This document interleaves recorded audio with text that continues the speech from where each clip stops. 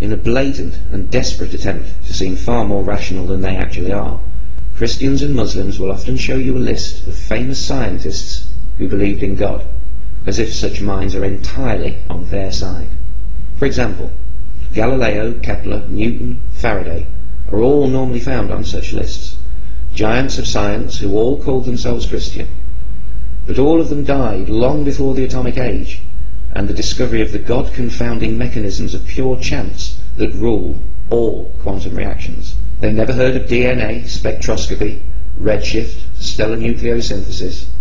They never heard of protons or neutrons or the laws that govern everything these particles can and cannot do. They never heard of radioactivity and the window this provides for measuring the ages of rocks and thereby our planet.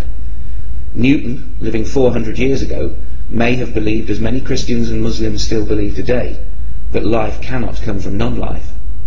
But that's only because nobody in the 1600s knew that our bodies are made entirely from non-life, in the form of atoms. Would Faraday or Kepler, who endorsed the biblical creation story, have their minds encountered the explanatory power of the DNA molecule, the data behind the rates and causes of genetic mutation, the vast timescales involved, not to mention the highly detailed mathematics and observations that underpin 21st century cosmology? We'll never know, but there's plenty of statistical evidence to suggest that in the information age at least, the more you know, the less likely you are to believe that the creator of the universe cares what you do with your sexual organs, or which direction you pray in, or even if you pray at all. In an attempt to make up for this embarrassing lack of modern scientists prepared to sign up to an even partially literal interpretation of any holy book, the Christians and Muslims, or affiliated sociopaths, will tell you about recent surveys where many modern scientists have gone on record as saying they believe in God. But this too is extremely deceptive. The scientists in these surveys are only asked if they believe in God, a question so vague as to have 6.5 billion meanings. If the survey asked them if they believed in hell, or in a God who wants women to cover their hair, the ticks would become crosses, and the believer would dismiss the survey as God-hating propaganda, when all that's really changed is the question asked. How many scientists in those surveys who put a tick in the God box don't really apply their science to their religion? How many of those on the list are physicists, amongst whom belief in a personal God is almost non-existent? How many are deists, who don't believe in a God who keeps the buses running on time? How many just tick the box to keep mum happy? How many other scientists, simply by ticking the God box, carelessly allowed their vague sense of spirituality to be confused by a religious nutjob as an expression of belief in their vengeful, mass-murdering, egomaniacal God? If we removed from the list all those scientists who don't believe in hell, I wonder how many names would remain. I think the long list would become a very short, very unimpressive one. Whatever such surveys say, only a tiny, microscopic proportion of qualified, reputable scientists believe in what the believer would call God. The fear-perpetuating religious bigot calls this breathtaking arrogance on the scientist's part. They call it pride, ignorance, denial. But what most of the religious have never and never will understand is the real reason why the scientific mind can dismiss their threats of hellfire with an amused smile. How can scientists be so sure? Why aren't the scientists afraid? Why don't scientists fear hell? What makes the scientific mind so completely immune to this and so many other fears that haunt so many other people? For once, cut away the bullshit. The holy books tell you that you will burn if you don't believe. That is what the scriptures explicitly and repeatedly say. It couldn't be clearer. Even today there's no more painful way to die, let alone to spend eternity, and that alone should tell you why the threat is in the holy books in the first place. But let's look deeper still, through scientists' eyes. We've all been hypnotized by flames. Fire has a unique kind of magic. For most of human history, fire was magic.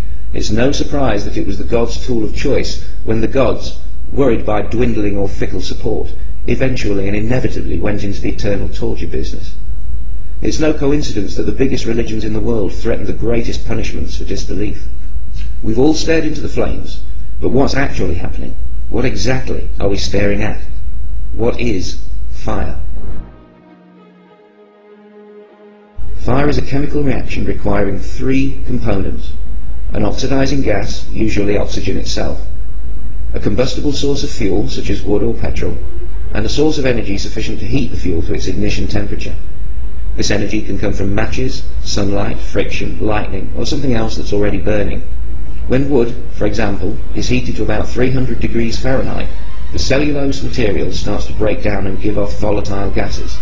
When these gases reach about 500 degrees Fahrenheit, the heat energy overcomes some of the electromagnetic energy, binding the atoms to the complex molecules found in wood. The molecules begin to jiggle apart.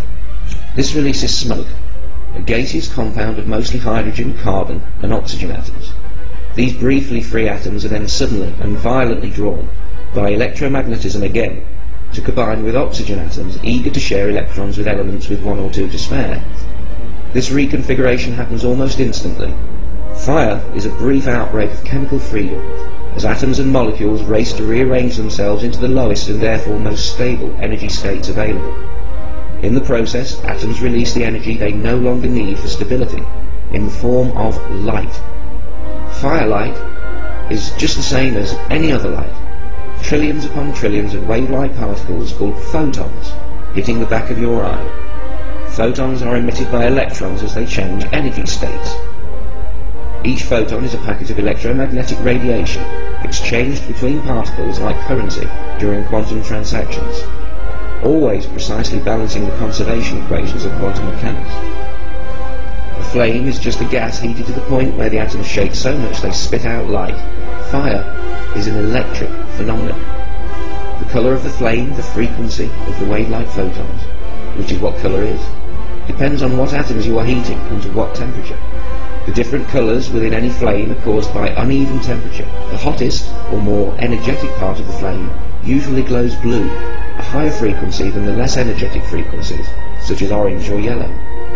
The heat you feel is the excited motions of the atoms in the air around you, and in your skin and flesh. Heat is simply the motion of atoms. At the lowest temperature possible, minus 273 degrees, atoms stop moving pretty much altogether. That is why no lower temperature is possible. You can't have less motion than none. In living tissue, when atoms jiggle too fast, they hit other atoms too hard, creating pressure that can damage cells, resulting in pain signals sent along nerves to your brain. If something hot burns you, some of your atoms simply jiggled too fast. Fire, or combustion, is the process of oxidization. So is rusting. In a way, when a car rusts, it is burning in super slow motion. If it weren't for the fact that we have evolved to make use of oxygen's reactivity in our biochemistry, you could say oxygen is damn dangerous stuff.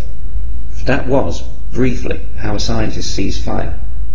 The actual understanding goes far, far deeper. But what does it all mean? It means that without atoms and other subatomic particles and laws, there can be no flame. Rigid physical laws make fire possible. Anywhere there is fire, there will also be electricity, solid matter, and oxygen. If hell were real, we could watch TV, or escape into fresh air. You're not going to burn after you die. If we go anywhere after death, we go there without our atoms. And when the religious try and keep the fear in you, it's like a test. Is your mind strong enough to see through it? Do you know enough to laugh? Can you tell mindless bullshit from facts and reasoning? If someone tells you that you're going to burn in hell, and you demonstrate that you understand exactly what fire is, I guarantee that they will then tell you that the fire in hell is not like real fire. The flames need no fuel or oxygen, electrons or photons, but it burns just the same. Jiggling atoms that aren't there. In short, they're telling you that the fire in hell is magic fire. Religion only exists because most kids believe in magic, and all adults were once kids. Welcome to organised religion, where everything means nothing, and nothing means everything, where knowledge is ignorance, and answers only lead to confusion. But just as those least likely to believe in magic are professional magicians, those least likely to believe in the supernatural are those with a firm understanding of the natural. You don't have to be a scientist to have scientific understanding.